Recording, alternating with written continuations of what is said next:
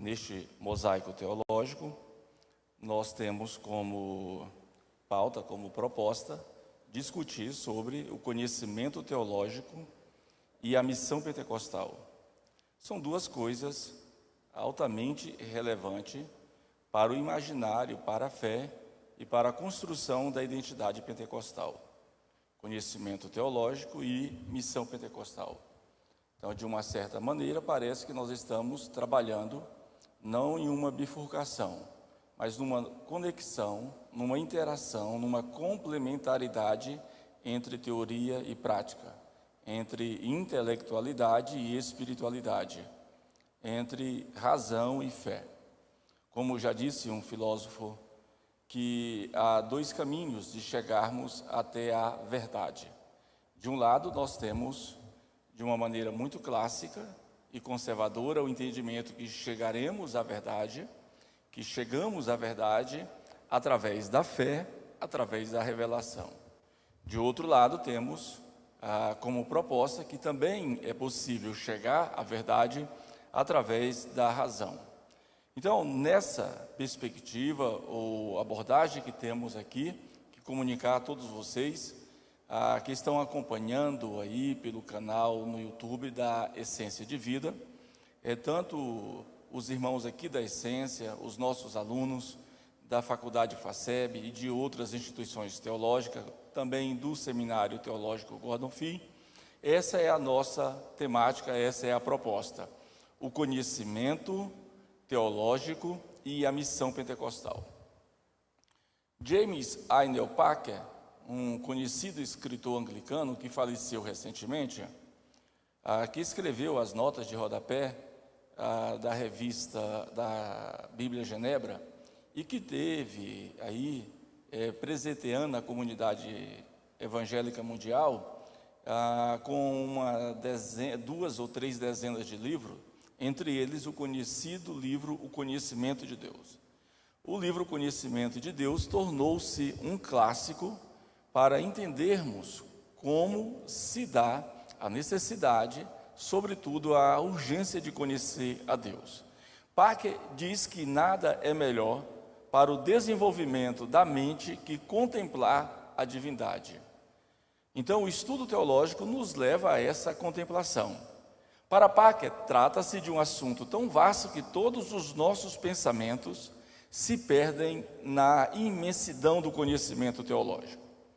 Esse conhecimento teológico, ou conhecimento de Deus, ele é tão profundo que até o nosso orgulho, ele desaparece na infinitude do conhecimento de Deus.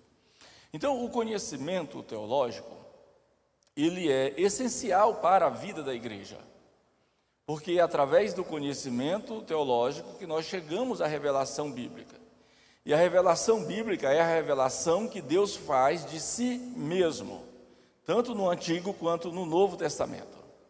Então, nós começamos a dizer, a afirmar que uma das premissas que temos de apresentar é que o conhecimento teológico é sinônimo de pensar em Deus.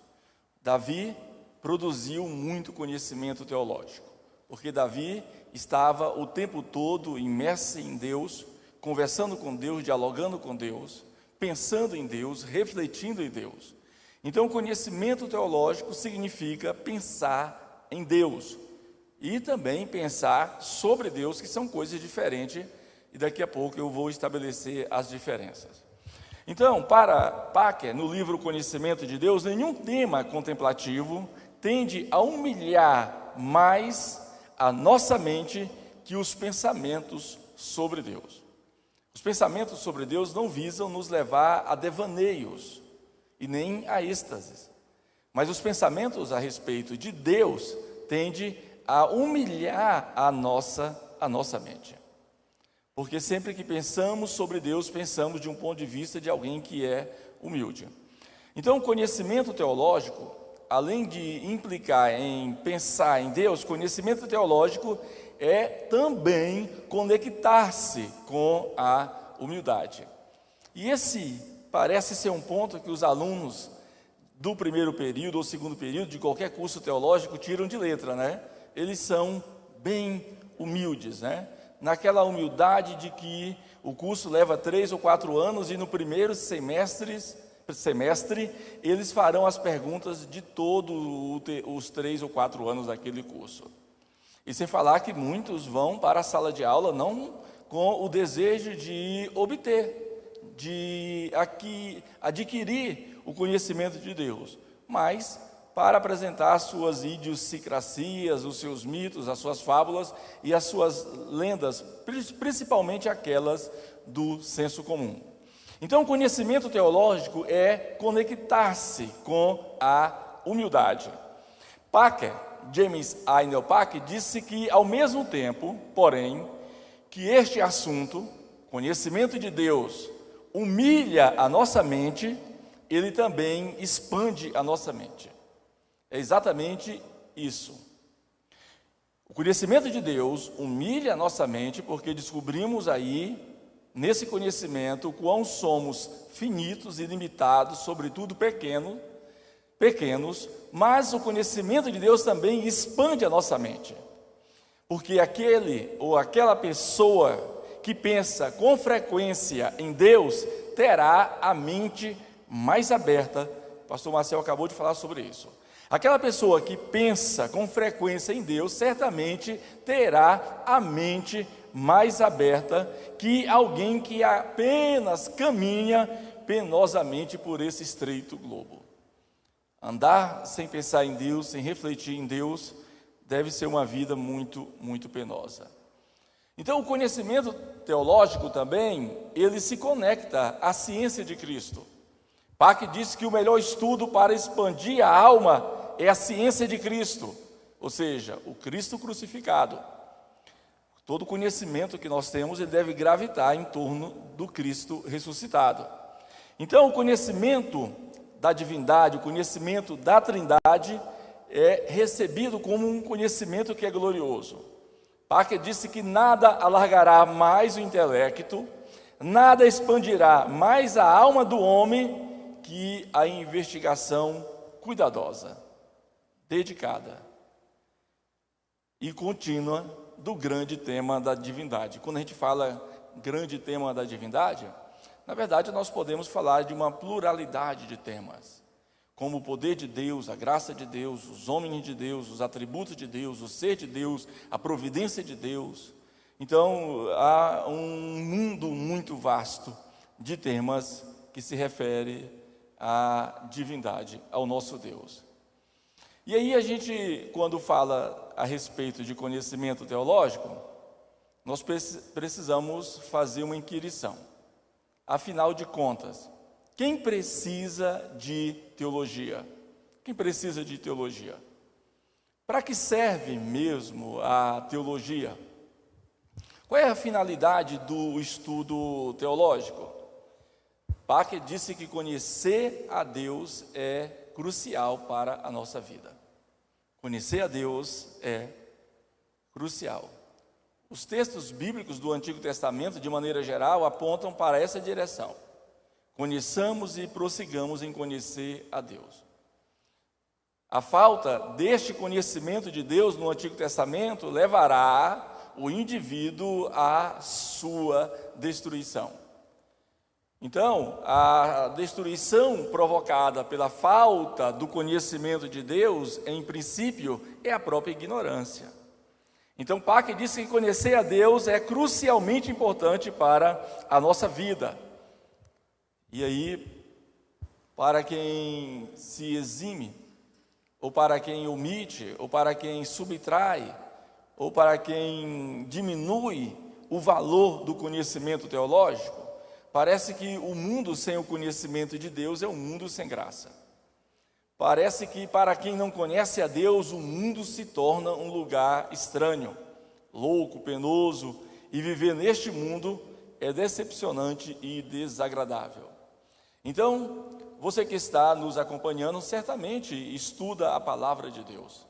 É frequentador, frequentadora da escola bíblica dominical, dos estudos bíblicos, tanto na igreja quanto nos grupos familiares. Tudo isso é a manutenção e a preservação, sobretudo a dinâmica do conhecimento de Deus. Então, se desprezarmos o estudo teológico, nós podemos estar sentenciados a si mesmo a passar a vida aos tropeções. Porque a heresia nos faz tropeçar.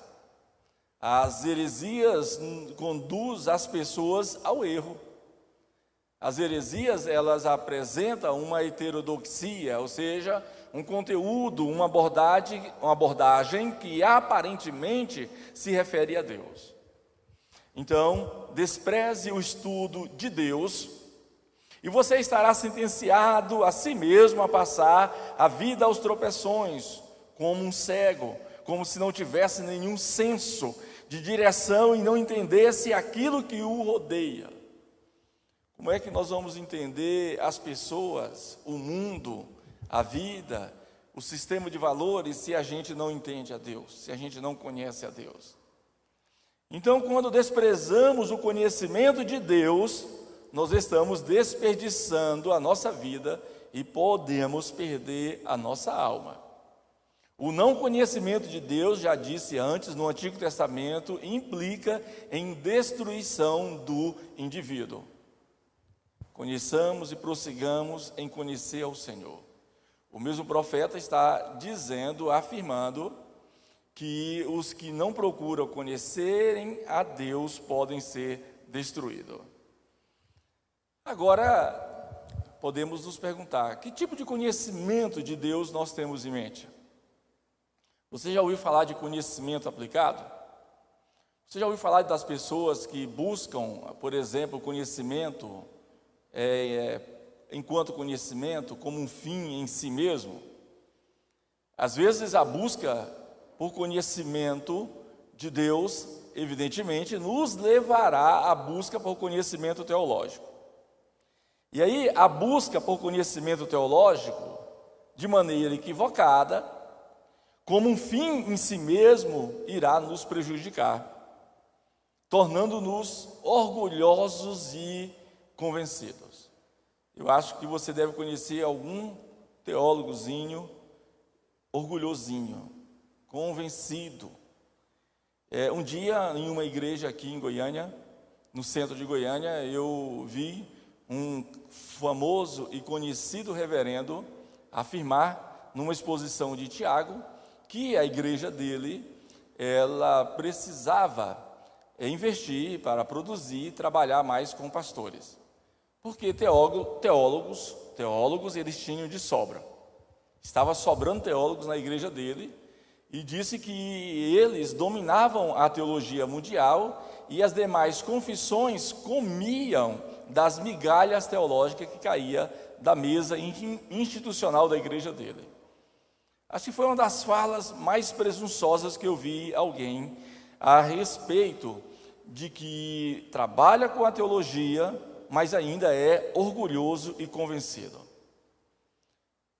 Se teólogos famosos, teólogos que têm aí milhares de seguidores na internet, nas redes sociais, nas mídias sociais, ainda alguns deles são convencidos e orgulhosos, você imagine como é que um estudante de primeiro e segundo período de curso de teologia se comportará com tanto conhecimento teológico. Então, a própria magnitude do assunto teológico pode nos embriagar. E chegaremos a pensar que somos bem melhores e superiores aos demais cristãos. É isso mesmo. Não falta teólogo aí na praça que se considera superior aos demais teólogos.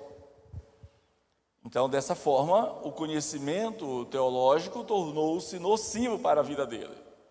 E quando o teólogo torna-se convencido, soberbo, arrogante, presunçoso, ele olha com superioridade para aqueles cujas ideias teológicas nos pareçam rudes e inadequadas, pondo-as de lado com desprezo.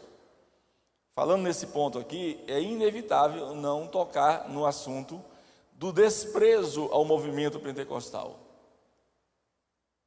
Segundo o censo do IBGE, do ano 2000, o movimento pentecostal, ele representava 7 cristãos, ou 7 crentes, de cada 10 que há no Brasil. Segundo o censo do IBGE, de 2010, o censo é de 10 em 10 anos, de 2010, de crentes no Brasil, 1 é assembleiano. De cada 10 habitantes, moradores, de cada 10 brasileiros, 1 é assembleiano. E mesmo diante de um crescimento tão vasto que os pentecostais experimentam, ano a ano, censo e mais censo, de censo a censo, e igrejas históricas que estão aqui no Brasil há 160, 180, 200 anos, cada dia experimentam o nanismo eclesial, o nanismo numérico. Então, de alguns anos para cá, começaram a respeitar os pentecostais, sobretudo a sua herança. E muita gente, nesse próprio respeito da perspectiva pentecostal, do movimento pentecostal, tem tecido muitos elogios aos pentecostais, e são muitos: John Piper, Wayne Grudem, James Smith, Millard Erickson e tantos outros, Ed Riat.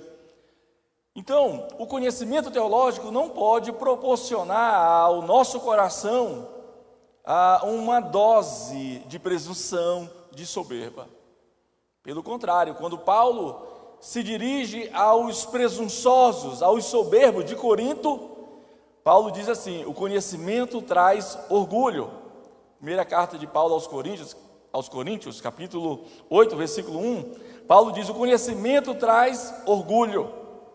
Quem pensa conhecer alguma coisa ainda não conhece como deveria. Como deveria. Então, aproximar-se, e aqui eu ainda estou falando de teólogos presunçosos, de pessoas que estão estudando teologias com um fim em si mesmo, e essa é uma maneira equivocada de buscar conhecimento teológico. E aqui, ainda sobre esse assunto, eu quero afirmar que aproximar-se da Bíblia para estudá-la sem motivo, além do desejo de saber todas as respostas, é caminho direto para o auto-engano. Um aluno no curso de teologia, ele pode ficar tão envolvido com as tarefas acadêmicas, com as atividades avaliativas, que até a leitura da Bíblia, quando ele o faz, é para responder questões acadêmicas. E não produz nada de edificante. Pelo contrário, essa leitura técnica da Bíblia, ela pode trazer repercussões e desencadear efeitos negativos na vida do estudante. Então, Packer disse que precisamos proteger o coração contra essa atitude e orar para que isso não aconteça na nossa vida. O conhecimento teológico que temos não pode nos afastar dos irmãos. Não pode nos distanciar, especialmente dos mais simples. Ter conhecimento teológico significa ter boas relações, inclusive relações interpessoais. Ter conhecimento teológico significa que nós interagimos com a liderança da igreja,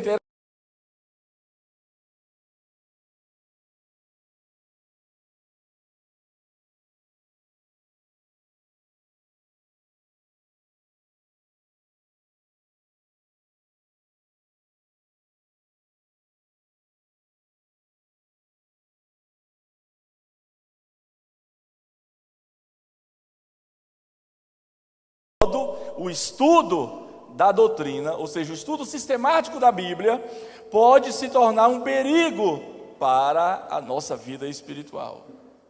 E hoje nós precisamos estarmos atentos a este respeito, tanto quanto os irmãos de Corinto. Os irmãos da igreja de Corinto parece que não estavam ouvindo Paulo. Já foi confirmado pelos biblistas que aquela igreja foi a igreja neotestamentária que mais produziu, apresentou e refletiu os problemas de uma igreja local. Então, o estudo teológico, em outras palavras, é esse estudo teológico que nos leva ao estudo de Deus e ao estudo sobre Deus. Parece ser a mesma coisa, né? O estudo de Deus e o estudo sobre Deus. Ao estudar a divindade, nosso alvo deve ser conhecer melhor o próprio Deus. Ao estudarmos Deus, devemos procurar sermos conduzidos por Ele. Aqui está a essência do estudo teológico. Enquanto estudamos teologicamente, devemos ser conduzidos por Deus. Porque o conhecimento teológico nada mais é do que o conhecimento de Deus, o conhecimento de Jesus, o conhecimento do Espírito Santo, o conhecimento da Trindade. E conhecer a Trindade implica em ser conduzido por ela, levado por ela, influenciado por ela. Então, ao estudarmos Deus, devemos procurar ser conduzidos por Ele. O estudo teológico, na sua prática, na sua vivência, no seu rigor, não indica que devemos ser conduzidos pela soberba e arrogância, mas conduzidos por aquele que produz conhecimento dele mesmo sobre a nossa vida. Então, ao passo que nós conhecemos a Deus, devemos sermos conhecidos e conduzidos por Ele. Então, é diferente o conhecimento de Deus, e isso os seminários trabalhavam essa perspectiva, o conhecimento de Deus. Hoje, alguns trabalham o conhecimento sobre Deus. Então, muda-se aí, abruptamente, de um conhecimento real de Deus para um conhecimento técnico a respeito de Deus. Então, como podemos transformar nosso conhecimento sobre Deus em conhecimento de Deus? A regra é simples, mas é muito rigorosa. Devemos transformar cada verdade aprendida sobre Deus em assunto de meditação. Eu disse no início que Davi vivia imerso em Deus, refletindo sobre Deus, andando com Deus, confiando em Deus, falando com Deus. Os seus mais de 72 salmos são um reflexo dessa intimidade. Davi passava a vida toda teologando com Deus, discutindo com Deus, ouvindo a Deus, totalmente imerso em Deus. Então devemos transformar cada verdade aprendida sobre Deus em assunto de meditação diante de Deus. Mas essa meditação não é tipo aquela meditação lá de Alto Paraíso, né, pastor Marcel? Meditação esotérica, né? Abrir os chakras, né? Essa meditação, ela tem a ver com a vida de intimidade.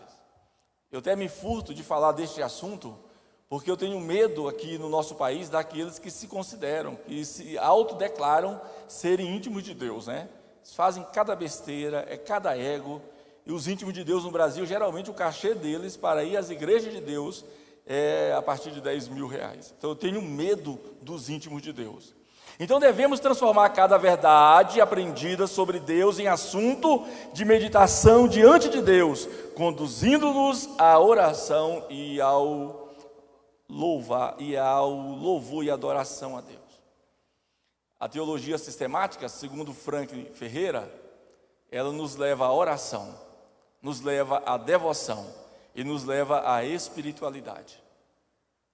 Como a teologia histórica também, que quando a gente estuda sobre os grandes feitos de Deus, as doutrinas sendo construídas no calor do debate e os concílios sendo criados e Deus manifestando soberanamente a produção da própria doutrina sobre ele, sobre a Trindade, nós observamos que até os estudos históricos da teologia nos leva a adorar a Deus.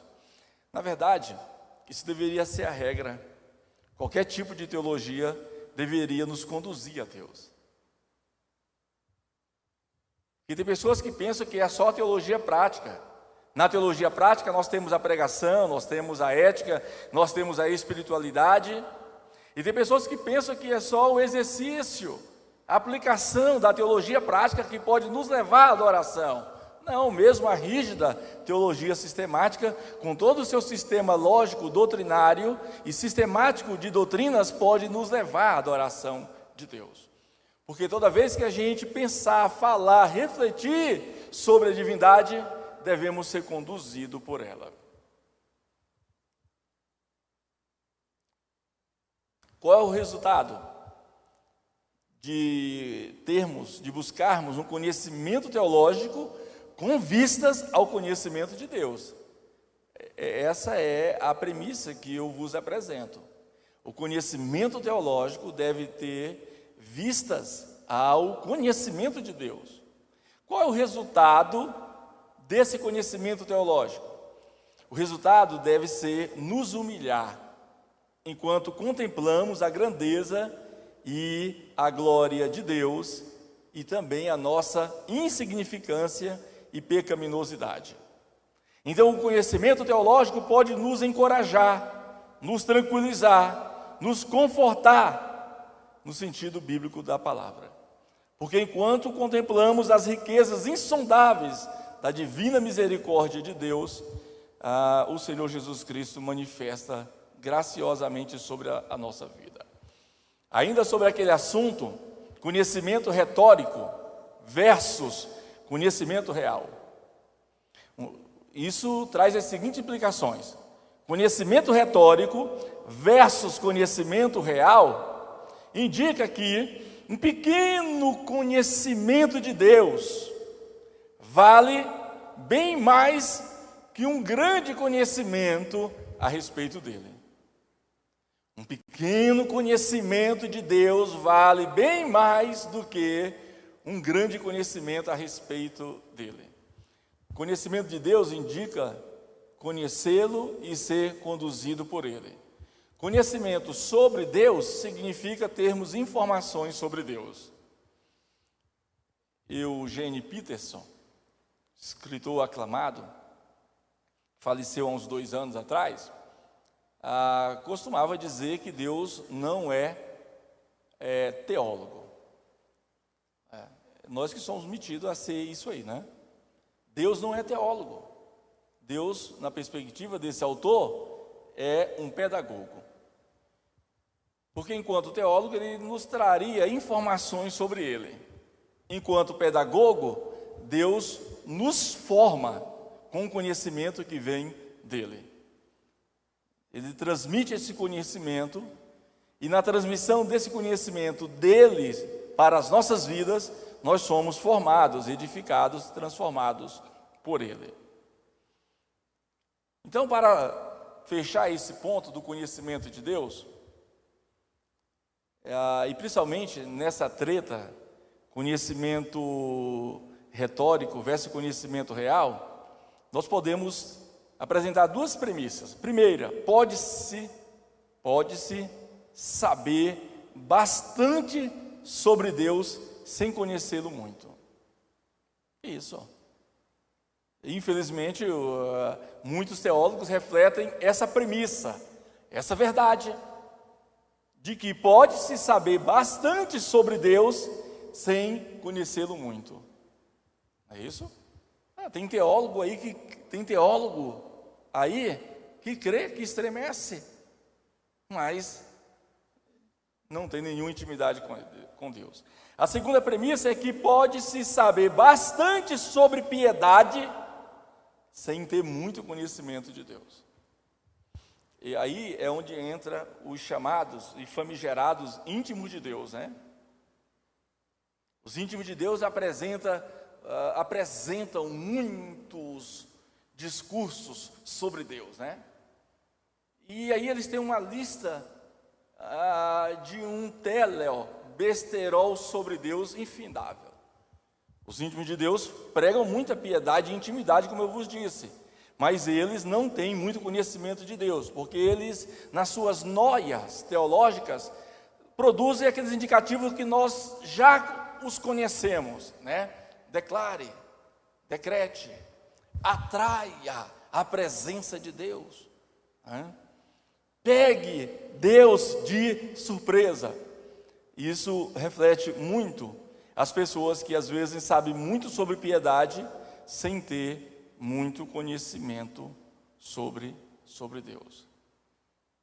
Qual é a evidência que nós temos conhecimento de Deus?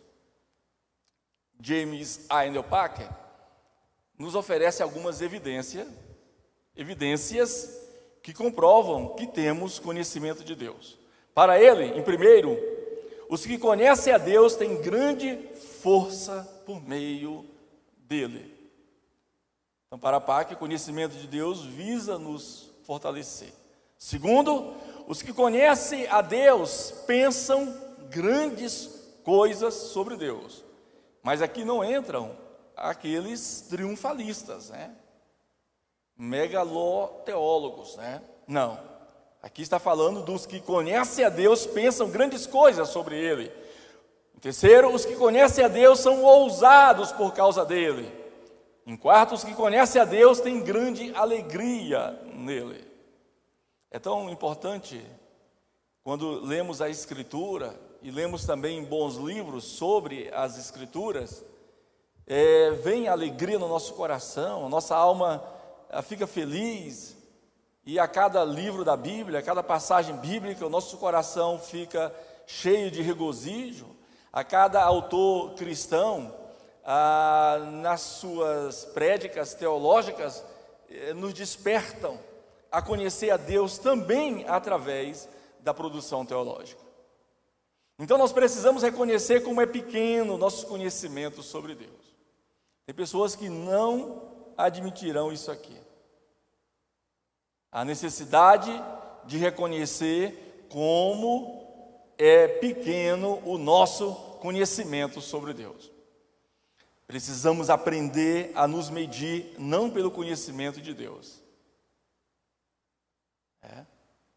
nem pelos dons e pelas responsabilidades que tenhamos na igreja, ou seja, o volume de conhecimento teológico que ora obtivemos, os dons teológicos, os dons carismáticos que Deus nos deu, e a responsabilidade que temos, os muitos cargos que temos na igreja, não são instrumentos para mensurar o conhecimento que nós temos de Deus, mas pelo modo como oramos e por aquilo que vai em nosso coração.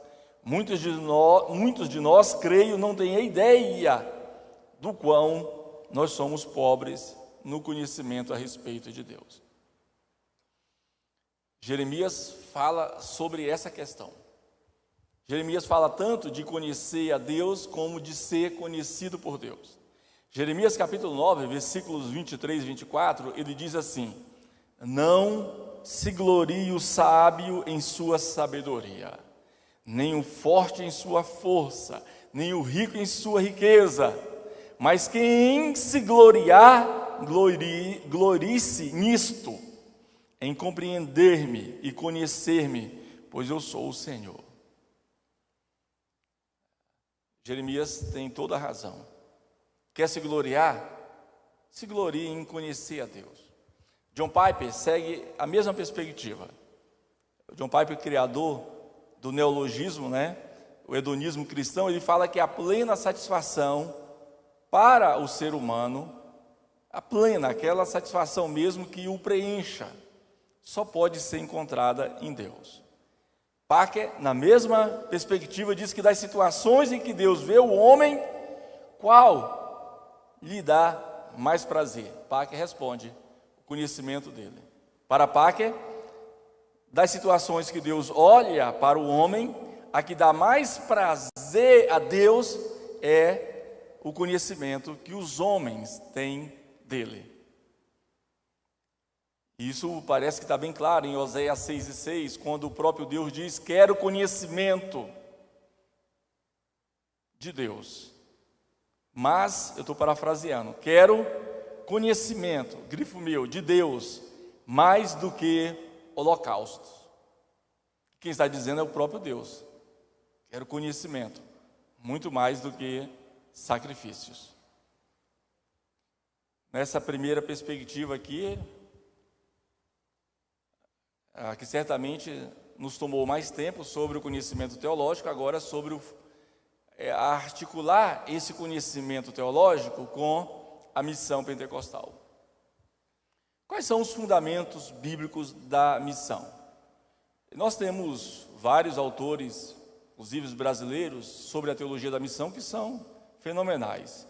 Timóteo Carriquet, Edson Queiroz, e do lado de lá nós temos Christopher Wright, que é o missiólogo mais completo. E também seria injustiça não falar em John Stott, quando falamos de missão, né? John Stott, naquele surpreendente e maravilhoso livro Ouça o Espírito, Ouça o Mundo, ele apresenta, como em outros livros também, os fundamentos escriturísticos da missão. Primeiro fundamento escriturístico da missão: o Deus do Antigo Testamento é um Deus missionário. Lá ele trabalha a perspectiva de Gênesis capítulo 12, versículos 1 ao 4, onde Deus chama Abraão.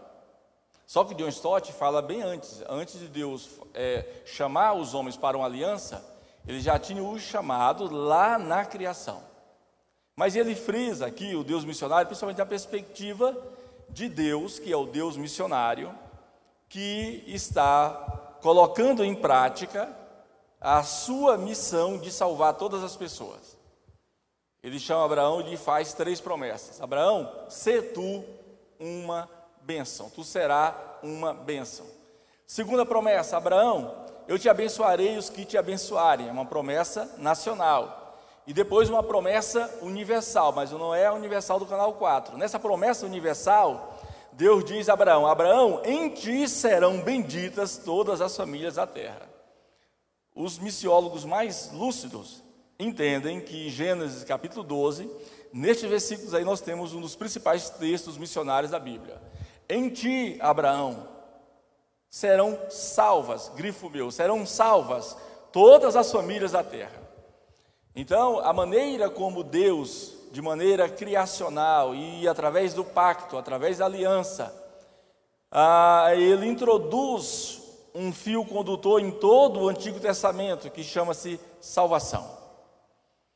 Ainda segundo John Stott, o fundamento da Bíblia em relação à missão é que o Cristo dos Evangelhos é um Cristo missionário. E aqui eu enfatizo 2 questões. Pelo um breve período, ou seja, temporariamente, Cristo disse que veio para salvar as ovelhas perdidas da casa de Israel. Lembra que tem um entrave lá com a mulher Ciro-Fenícia, a mulher cananeia, em outras palavras? Então, temporariamente, inicialmente, a mensagem soteriológica de Jesus é para alcançar os seus, as ovelhas perdidas da casa de Israel. A partir de Atos 2, e principalmente a partir do fim do texto de Mateus, com a grande comissão, aí não somente as ovelhas perdidas da casa de Israel, mas todas as nações são meta, alvo da missão de Jesus Cristo: ide por todo o mundo e pregai a toda criatura. Então, o Cristo dos Evangelhos é um Cristo missionário.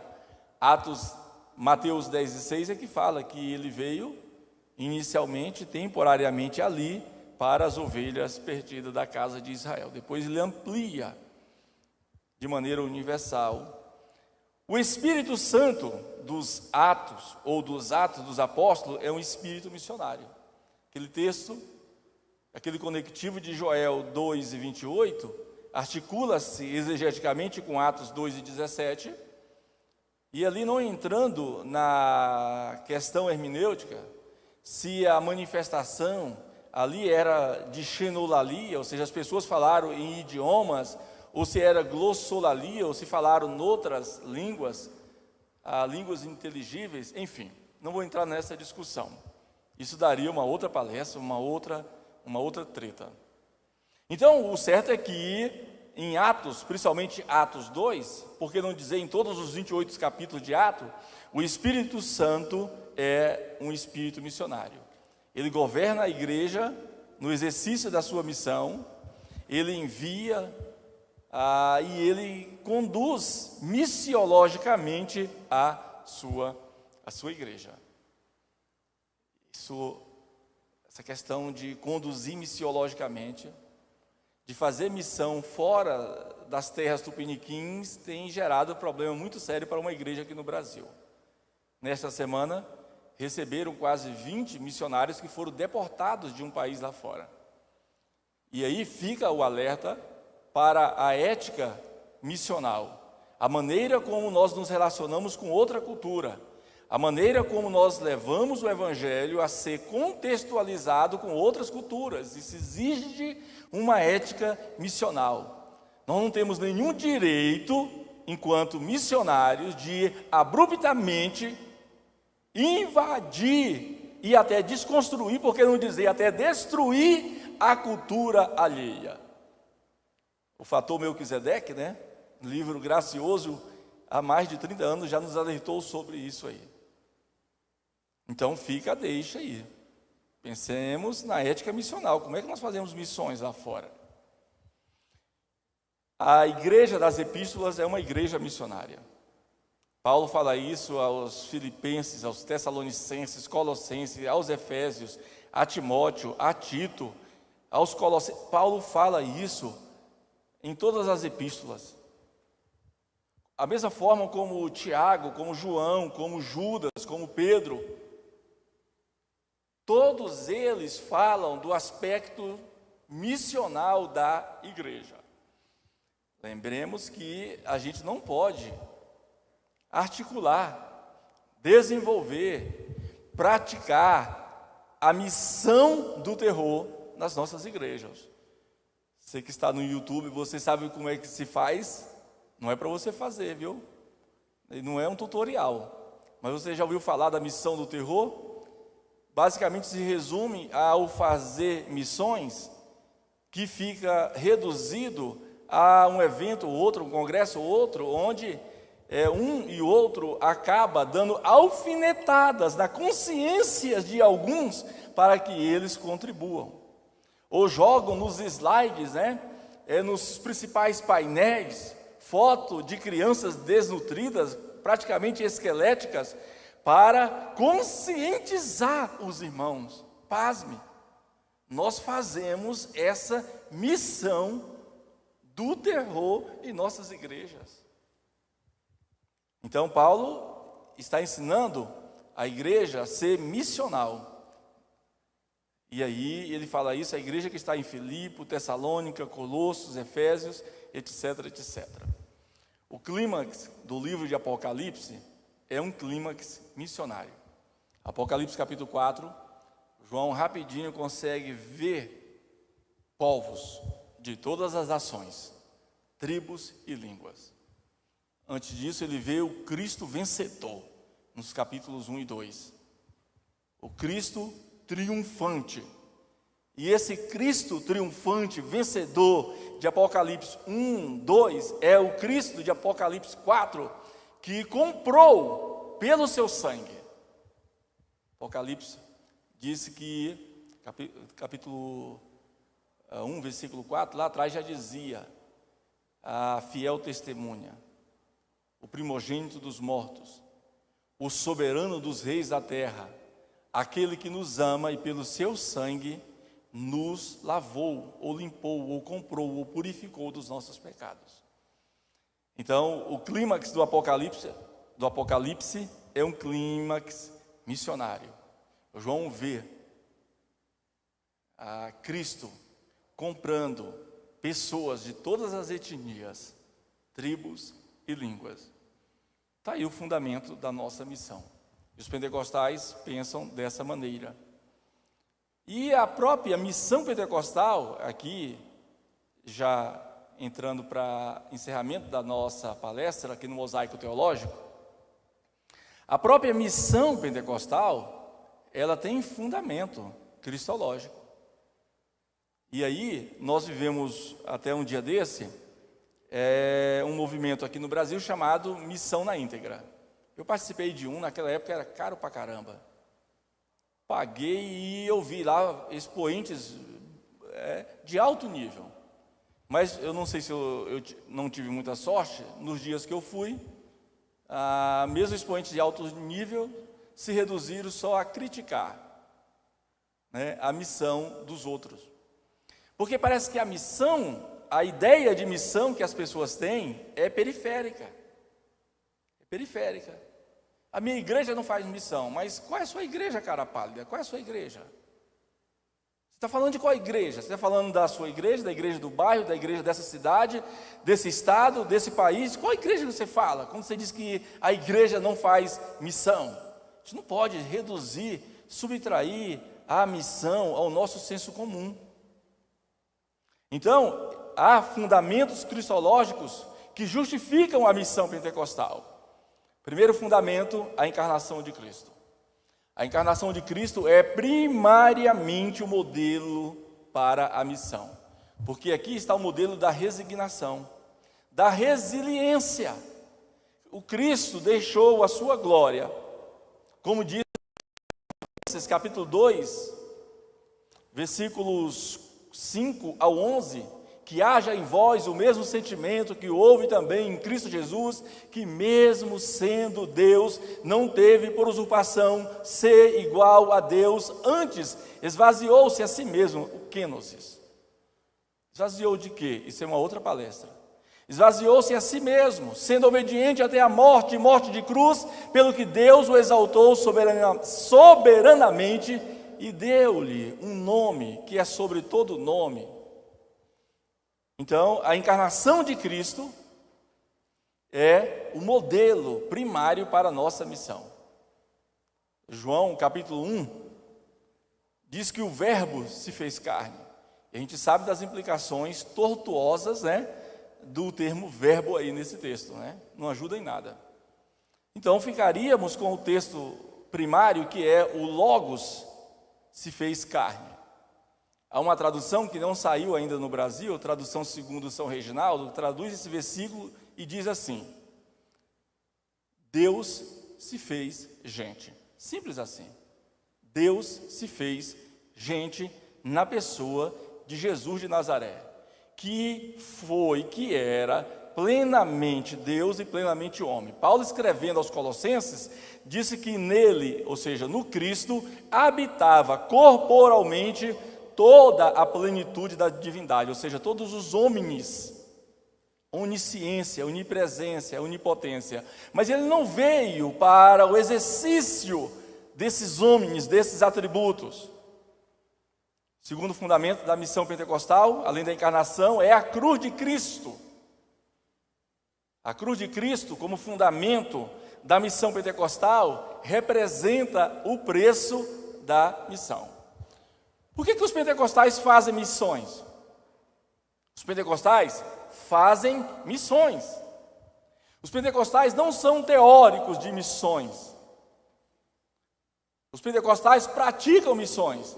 Eu estava falando que um dia desse tinha um evento Missão na Íntegra, E aí, antes disso, o Missão Integral. E a gente sabe que o Missão Integral tem uma parte muito interessante, que é aquela do Pacto de Lausanne. Inclusive o John Stott é signatário desse Pacto de Lausanne. E a gente sabe que a missão integral articulada a partir do Pacto de Lausanne é teologicamente e evangelicamente conservadora e saudável. Mas uma parte da missão integral foi cooptada pelo marxismo dialético-cultural aqui no Brasil. E uma vez eu li em uma revista especializada em teologia no Brasil, a seguinte informação: as igrejas históricas falam de missão integral. As igrejas históricas falam de missão integral. As igrejas pentecostais fazem missão integral. Então, a cruz de Cristo, segundo John Stott, é o preço da nossa missão. Ainda nos fundamentos da missão pentecostal, nós temos a ressurreição de Cristo como o mandato da nossa missão. Todas as coisas na cristandade, no próprio cristianismo, elas convergem na ressurreição. A fé tem como fundamento a própria ressurreição. A vida cristã tem como fundamento a própria ressurreição. Paulo fala isso na primeira carta aos Coríntios, capítulo 15. Ele disse: se Cristo não ressuscitou, tudo é vão. A fé é inútil.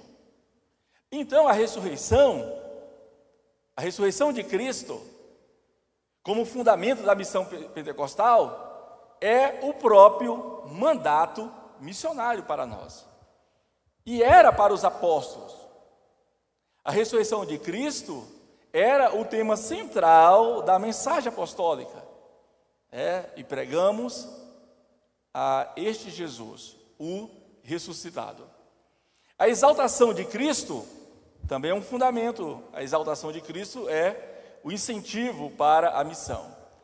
Complementando aqui o texto, ou completando o texto de Filipenses capítulo 2, versículos 5 até o 11, o texto fala que Cristo humilhou-se a si mesmo, ou seja, a humilhação do Redentor, mas pelo que Deus o exaltou, a exaltação do Redentor. Então a exaltação de Cristo é o incentivo para a missão. Nós fazemos missão em nome do Cristo que foi exaltado, ascendeu aos céus e assentou à destra de Deus, e intercede por nós. Então nós temos a exaltação de Cristo como incentivo para a prática missional. O dom do Espírito de Cristo é o poder para a nossa missão. É aqui onde eu volto outra vez a afirmar que a manchete daquela revista estava correta. As igrejas históricas falavam de missão integral e as igrejas pentecostais faziam ou fazem missão integral. O dom do Espírito de Cristo é o poder para a missão.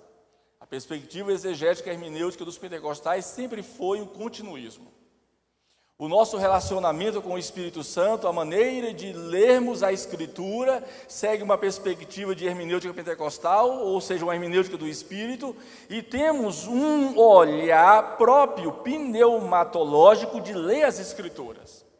Os irmãos das nossas igrejas, mesmo sem este ou aquele conhecimento teológico, mas quando eles leem diariamente as Escrituras, eles têm a seguinte convicção: o Deus que está falando com os personagens do Antigo Testamento é o mesmo Deus que falou com eles. O Deus que está falando com os personagens do Novo Testamento é o mesmo Deus que está falando com eles ali. Então, como a nossa hermenêutica não é cessacionista, e aí, diga-se de passagem, fica aqui o meu veneno, que ser sensacionista hoje virou fora de moda, e alguém um dia desse me perguntou que mesmo eu tendo sido forjado inicialmente numa tradição batista, que eu vim de uma igreja batista histórica, por que eu passei para uma igreja continuista? Eu disse, eu não passei, foi Deus que me levou para lá. Claro, os meus amigos batistas dizem que eu me desviei de lá, não é? Mas eu nunca aderi ao cessacionismo, ou seja, que os dons cessaram em algum ponto histórico, porque eu nunca vi nenhum fundamento histórico. A historiografia da cristandade nunca apresentou nenhuma prova que os dons cessaram do ponto de vista histórico.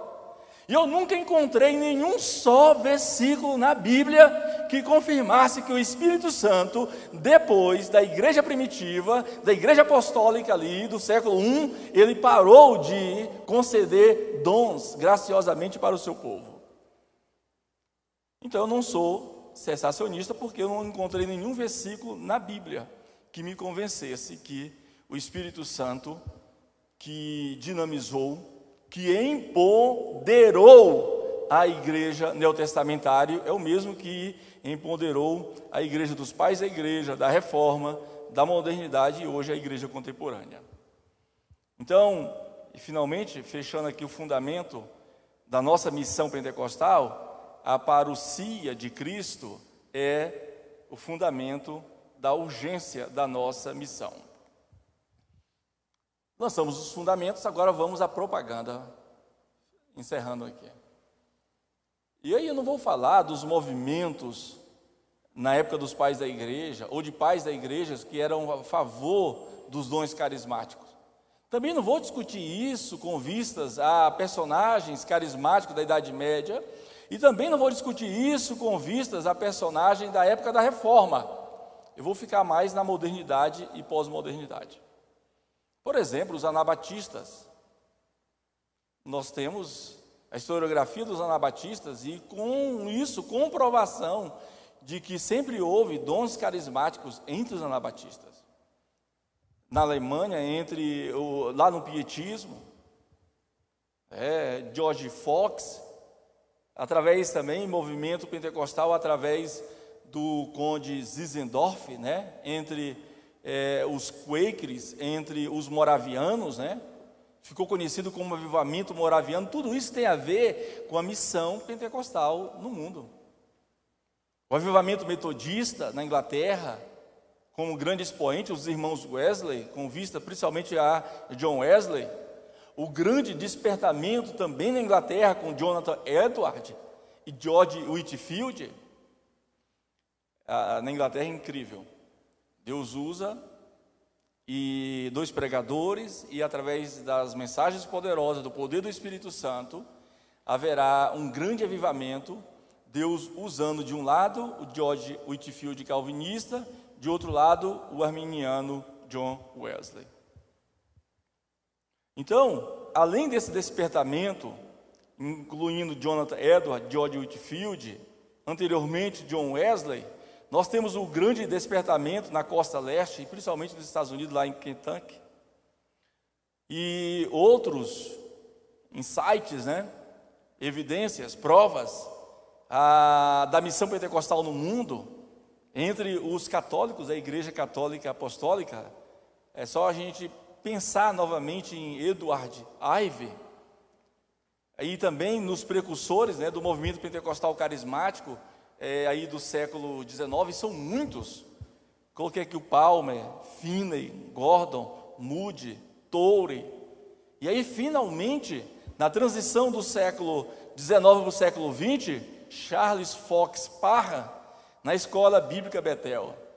O avivamento que tem acontecido, a expansão missional que tem acontecido, principalmente aqui no Brasil, nos últimos 100 anos, ou um pouco mais de 100 anos, teve início historicamente. Isso já foi comprovado, inclusive por Vinson Synoll, que é o maior historiador do movimento pentecostal, que o movimento do Espírito, nesse pentecostalismo moderno, começou em uma sala de aula, onde as pessoas estavam ali para obter conhecimento teológico com vista ao conhecimento de Deus, onde principalmente na leitura, na aplicação dos textos de Charles Fox Parham a respeito do livro de Atos, ali os alunos liam a Bíblia, estudavam a Bíblia e também oravam, e veio muitos a serem batizados. O próprio William J. Seymour foi batizado no Espírito Santo lá entre os alunos de Charles Fox Parham.